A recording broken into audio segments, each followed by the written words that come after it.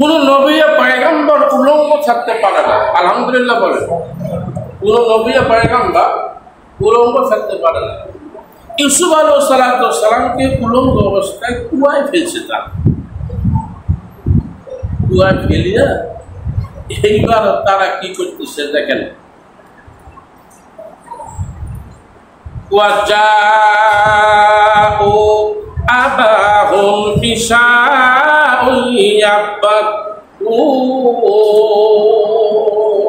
আলহামদুলিল্লাহ, রাত্র গভীর হয় নাই, সন্ধ্যা একটু পরে তারা কেঁদে কেঁদে আসিয়া তারা তাদের পিতাকে বলল। কি বলল? কেঁদে কেঁদে আসিয়া তারা তাদের পিতাকে বলল। 10 ভাই আসিয়া ইয়াকুব আলাইহিস সালাম তাদের পিতা তাদেরকে বলল, কেঁদে কেঁদে বলল। কান্দনের কিছু অভিনয় আসছে, নাটক আছে না, কিছু অভিনয় আছে, আসে না, আসে না। আমি একটা কান্দনের অভিনয় জানি, মান করবেন না। বাবা তো আমারও মারা গেছে, হাউমা করে কাঁদিলে হাউমা করে কাঁদা যাবে না। বাবাকে কি কম ভালোবাসছিলাম? অধিকাংশ ছেলেরা জানাজা করার পরে যখন মাটি দেওয়া হয়ে গেল, একটা আখেরি মুনাজাত কবরে হয় না, হয় না? মুনাজাত শেষে একটা হাউমা করে একটা কান্দন যায়, চোখের পানির পরিমাণ খুবই কম, সাউন্ডটা শুনলেই বোঝা যাবে যেটা কোন কান্না। কারণ লোকজন তো বলবে যে বাবা মারা গেছে, ছেলে কাঁথাও কাঁদিল না, এরকম একটা কাদা আছে না? মান করলেন আপনারা? কাদা আছে। ইউসুফের 10 ভাই আসিয়া কাঁদতেছে, আব্বা আব্বা রে, এই যে দেখেন সাতটা জামাটা ইউসুফের বাগে খাইছে। ইউসুফের কে খাইছে? বাঘ খাইছে নি? পিতা মাতাকে ধোকা দেওয়া যায়? কথা বলেন। অভিভাবককে ধোকা দেওয়া যায়? নবীদের ধোকা দেওয়া যায়? অভিভাবকদের যারা ধোকা দেয় এরাই ধোকার ভিতরে পড়ে, ঠিক কিনা? আলেম ওলামাদেরকে যারা ধোকা দেয়,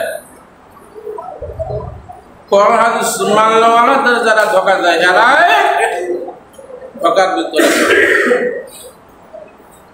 যারা আলেমদেরকে দেশ থেকে বাহির করে দেওয়ার জন্য পদক্ষেপ গ্রহণ করেছিল, যারা আলেমদের নিবন্ধন বাতিল করেছিল, আল্লাহ পাক তার নিবন্ধন বাতিল করে দিয়েছে, তারাই আজকে দেশের বাইরে চলে গেছে, ঠিক কিনা? ইতিহাস দেখেন। আলহামদুলিল্লাহ বললেন না? বলতেছে বাবা আপনার ছেলে ইউসুফ কি আবার খাইতে পাকে খেয়ে।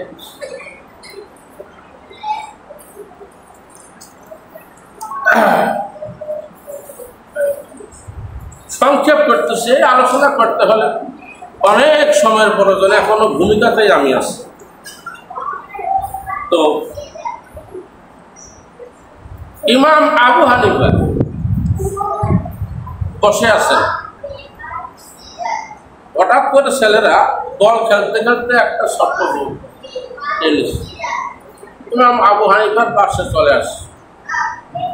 তো ছেলেরা ভয় করতেছে যে ইমাম আবু হানিফার পাশে বল গেছে, এই বলটা নিয়ে আসে কিন্তু চাকরিখানি সাহসের ব্যাপার।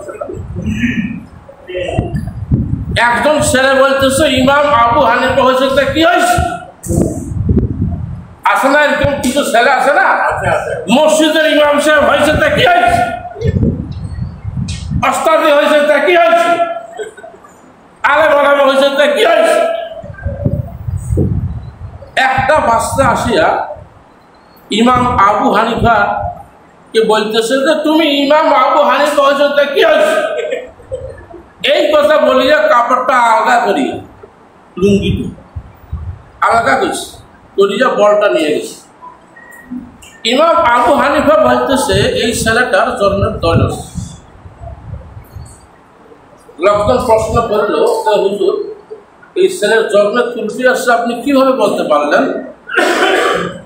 ইমাম আবু হানিফা বলতেছে যাদের জন্মের ত্রুটি আছে এরা সবসময় মানুষদেরকে গালিগালাজ করবে, এটা তাদের 1 নম্বর আদর্শ। ইমাম আবু হানিফার জন্য একটা মারহাবা বলেন। আছে সমাজের কিছু লোক, এরা আলেম ওলামা, হুজুর, শিক্ষক, মাস্টার, এরকম যারা একটু প্রভাবশালী বা যারা একটু সমাজে কথা বলে এদেরকে গালিগালাজ করে। আছে না নাই? আছে না নাই? মাইকটা ধরলেই গালি, জামাত শিবির, রাজাকার ইত্যাদি ইত্যাদি কথা কয় না।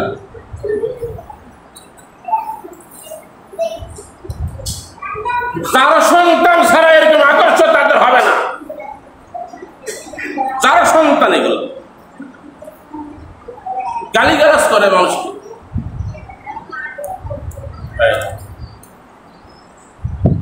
তো ইউসুফ আলাইহিসসালামকে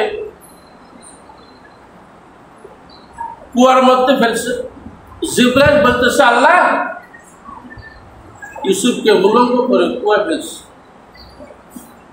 আল্লাহ জিবরাইলকে বলতেছে চুপ কর। ফেলছে তা কি হয়েছে? কোন নবী উলঙ্গ অবস্থায় থাকে না। আলহামদুলিল্লাহ বলে।